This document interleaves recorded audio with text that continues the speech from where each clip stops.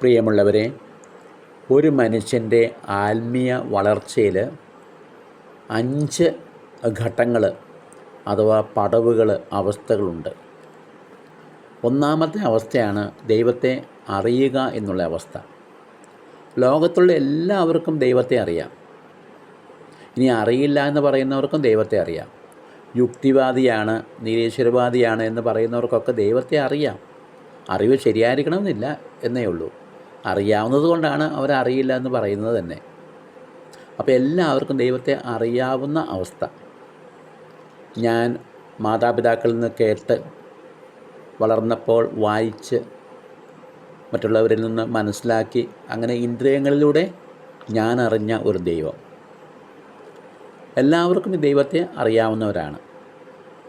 അപ്പോൾ ഇതാണ് ആദ്യത്തെ സ്റ്റെപ്പ് എന്ന് പറയുക. അറിവിൻ്റെ തലത്തിൽ മാത്രമാണ് ദൈവമുള്ളത്. അതുകൊണ്ട് തന്നെ ഞാൻ പലപ്പോഴും ദൈവത്തെ കൂടുതൽ അറിയാൻ ആഗ്രഹിക്കുന്നു. അതുകൊണ്ട് ഞാൻ ധ്യാനങ്ങളിൽ പങ്കെടുക്കും, പ്രസംഗങ്ങൾ കേൾക്കും, പുസ്തകങ്ങൾ വായിക്കും, വേദഗ്രന്ഥങ്ങൾ വായിക്കും. ഇങ്ങനെയൊക്കെ മതഗ്രന്ഥങ്ങൾ പലത് വായിക്കും ഞാൻ, പല മതങ്ങളെക്കുറിച്ച് പഠിക്കും ഞാൻ. ഇതൊക്കെ എനിക്ക് ദൈവത്തെ അറിയാവുന്നത് കൊണ്ടും അറിയാൻ വേണ്ടിയും ഞാൻ ചെയ്യുന്ന കാര്യങ്ങളാണ്. അപ്പോൾ ഇത് ആദ്യത്തെ അവസ്ഥയാണ്. അപ്പോൾ ഞാൻ എവിടെയെല്ലാം ദൈവത്തെക്കുറിച്ച് ആരൊക്കെ എന്തെങ്കിലും പറയുന്നുണ്ടെങ്കിൽ ഞാനത് കേൾക്കും, യൂട്യൂബ് ചാനൽ കാണും. ഇതൊക്കെ ആദ്യത്തെ അവസ്ഥയാണ്, ദൈവത്തെ ഞാൻ അറിയുന്ന അല്ലെങ്കിൽ അറിഞ്ഞുകൊണ്ടിരിക്കുന്ന അവസ്ഥ. രണ്ടാമത്തെ അവസ്ഥയാണ് ദൈവം എന്നെ തിരിച്ചറിയുന്ന, അതല്ലെങ്കിൽ ഞാൻ ദൈവത്തെ തിരിച്ചറിയുന്ന, ഞാൻ ദൈവത്തിനടുത്തായിരിക്കുന്ന ഒരവസ്ഥ. ഞാൻ ദൈവത്തിനടുത്തായിരിക്കുകയാണ്. അതായത് ഞാൻ വായിച്ച, അറിഞ്ഞ, പഠിച്ച ആ ദൈവത്തെക്കുറിച്ച് അടുത്തറിയുന്നതിന് വേണ്ടി ഞാൻ പള്ളിയിൽ പോകും. പ്രാർത്ഥനാ സമയത്ത് ഞാൻ ദൈവത്തിൻ്റെ അടുത്തിരിക്കും. എനിക്ക് ദൈവത്തെക്കുറിച്ച് കുറേ കാര്യങ്ങൾ അറിയാം. എനിക്ക് ദൈവത്തിൽ വിശ്വാസവും കുറേശ്ശെ ഉണ്ടാവും.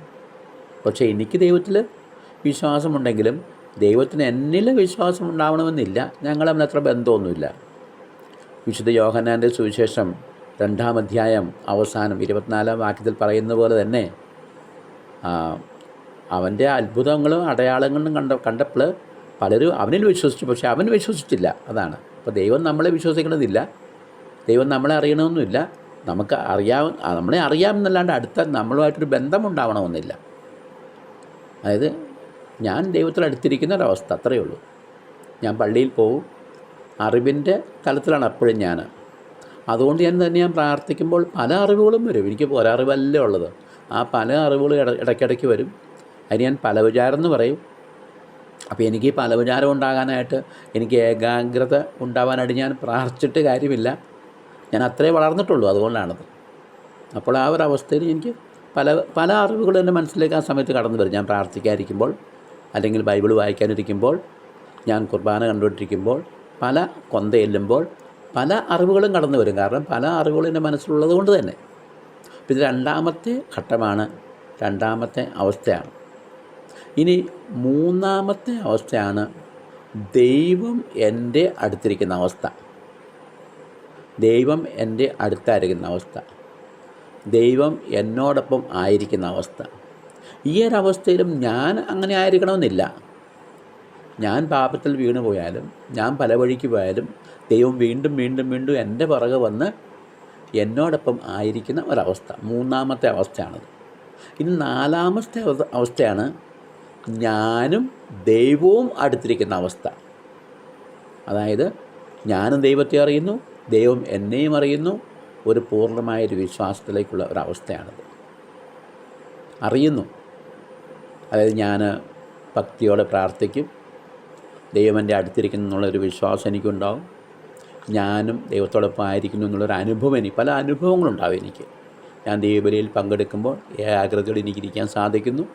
ഞാൻ കൊന്തയില്ലെന്നു, പ്രാർത്ഥനയ്ക്കോട് എനിക്കൊരു ഇഷ്ടമുണ്ടാകുന്നു, വചനം വായിക്കാൻ എനിക്ക് താല്പര്യമുണ്ടാകുന്നു. ഇതെല്ലാം മൂന്നാമത്തെ അവസ്ഥയാണ്. ഞാൻ ദൈവത്തോടൊപ്പം ആയിരിക്കും, ദൈവം എന്നോടൊപ്പം ആയിരിക്കുന്ന ഒരു അവസ്ഥ. അപ്പോൾ എനിക്ക് വിശ്വാസമൊക്കെ ഉണ്ട്, അറിവിൻ്റെ തലത്തിലുണ്ട്, അനുഭവത്തിൻ്റെ തലത്തിലും കുറേശ്ശെയൊക്കെ ഉണ്ട്. മൂന്നാമത്തെ തലമാണത്. നാലാമത്തെ തലം, ഈ മൂന്നാമത്തെ തലത്തിൽ എല്ലായ്പ്പോഴും എൻ്റെ കൂടെ ദൈവമായിരിക്കണം എന്നില്ല കേട്ടോ. ഞാൻ പള്ളിയിൽ പോകുമ്പോൾ ആ സമയത്ത്, ഞാൻ പ്രാർത്ഥിക്കാനിരിക്കുമ്പോൾ ആ സമയത്ത് എനിക്കൊരു അനുഭവം ഉണ്ടാവും, അത്രയേ ഉള്ളൂ. പള്ളിയിൽ നിന്ന് ഇറങ്ങി കഴിയുമ്പോൾ വേറൊരാളാവും, അത് വേറെ കാര്യം. പ്രാർത്ഥിക്കുന്ന സമയത്ത് ഞാൻ വഴക്കുണ്ടാക്കും, എൻ്റെ പാപശീലങ്ങളും സ്വഭാവങ്ങളും വീണ്ടും വീണ്ടും എന്നിലേക്ക് വരും, ഞാനൊരു പച്ച മനുഷ്യനാവും, അത് വേറെ കാര്യം. ആ സമയത്ത് എനിക്കൊരു ഭക്തിയും ഈശ്വരചിന്തയും വിശ്വാസവും ധ്യാനവും ഒക്കെ ഉണ്ടാവും. അത് മൂന്നാമത്തെ അവസ്ഥയാണ്. ഇനി നാലാമത്തെ അവസ്ഥയാണ് ഞാനും ദൈവവും കൂടെ നടക്കുന്ന അവസ്ഥയുണ്ട്.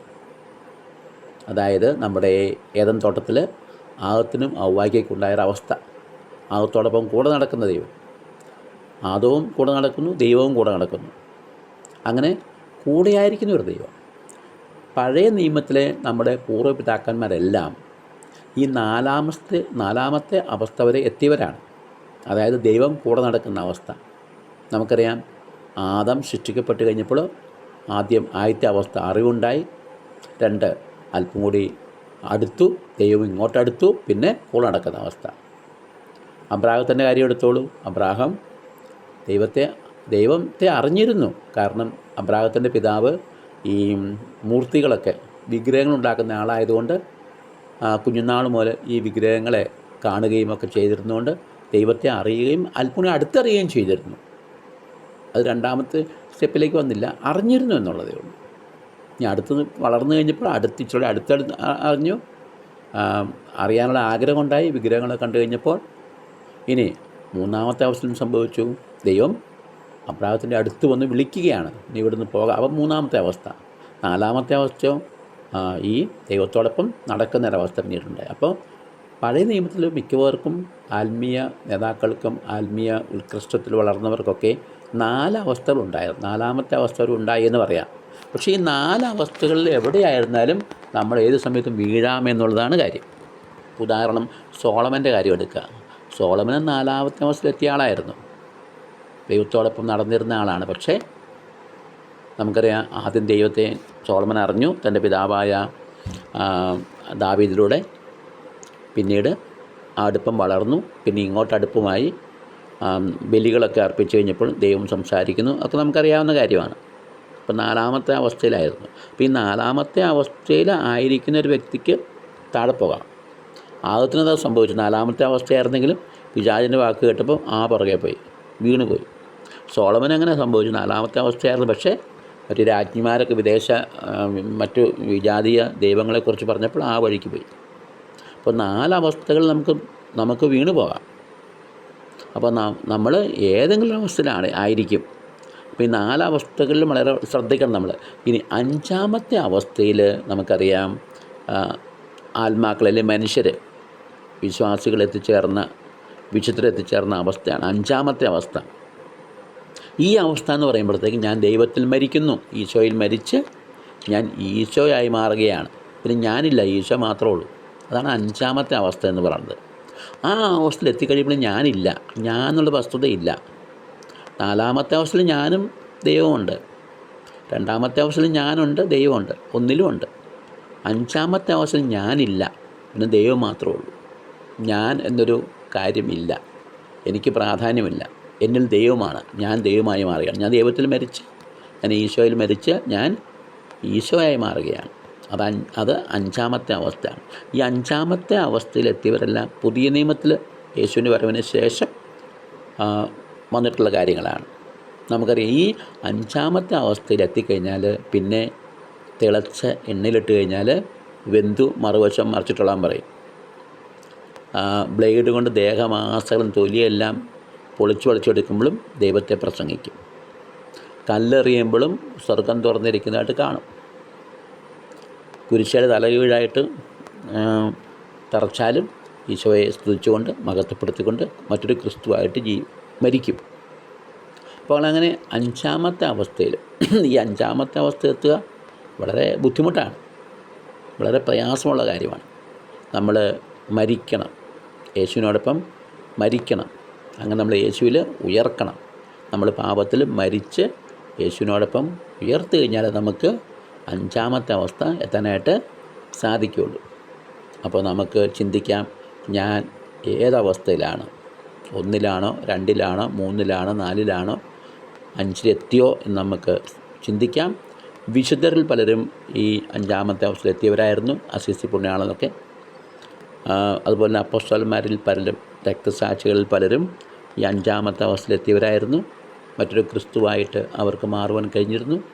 അങ്ങനെ നമുക്കും ഈ നോമ്പ് കാലത്ത് നമ്മുടെ അവസ്ഥയിലാണ് നമ്മളെന്ന് മനസ്സിലാക്കി നമുക്ക് മറ്റ് അവസ്ഥകളിലേക്ക്, അടുത്ത അവസ്ഥയിലേക്ക് കടക്കാനും അങ്ങനെ നോമ്പിലൂടെയും ഉപവാസത്തിലൂടെയൊക്കെ നമുക്ക് 5-ാമത്തെ അവസ്ഥയിലെത്തുവാനായിട്ടുള്ള കൃപയും അനുഗ്രഹവും ഈശോ നമുക്ക് നൽകട്ടെ എന്ന് പ്രത്യേകം പ്രാർത്ഥിച്ചുകൊണ്ട് നിർത്തുന്നു.